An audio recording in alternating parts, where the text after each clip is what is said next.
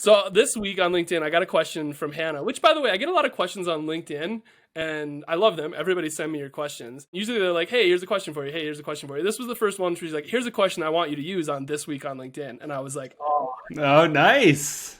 So Hannah's question is, how do you work with finance? Okay, how does revenue operations work with finance? Or how important is the collaboration between the finance team and revenue operations?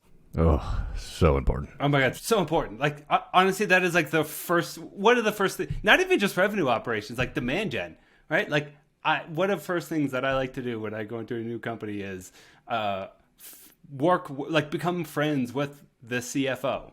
BFFs. Exactly, yeah. It makes my life as a demand gen marketer way easier. Like, it's one of the first things I think you should do when you go into a new company. Totally. They're also oftentimes just incredibly intelligent human beings who can teach you so much about a business. And on the other side of that, I mean, we in RevOps will typically have the most insider knowledge as far as what fields do what and what they need to be looking at and how to compile. You know, if they need to build a calculation, we're usually the ones that can do that for them. So there's a two-way relationship there.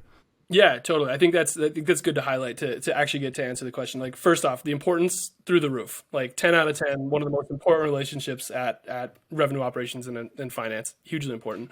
Even for demand gen, like you said, or sales. Like I would get close to finance. Absolutely.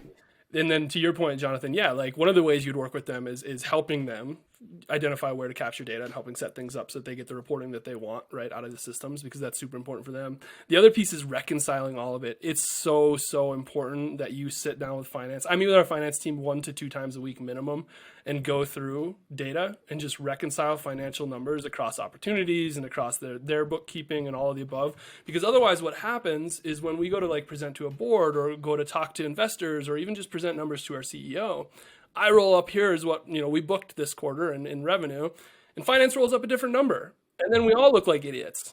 Oh yeah, that's a bad one. Right? Like, and if we're not lockstep every step of the way in this process, that's what happens. And then nobody knows what data to trust, which means we're back to that data availability thing, which data availability is worse if the data is wrong. So like, even if I'm providing you is wrong, that's worse than not providing it at all. And so if nobody knows what to trust, then nobody can make decisions. You're sort of failing in that regard. And so you need to be lockstep with them every step of the way.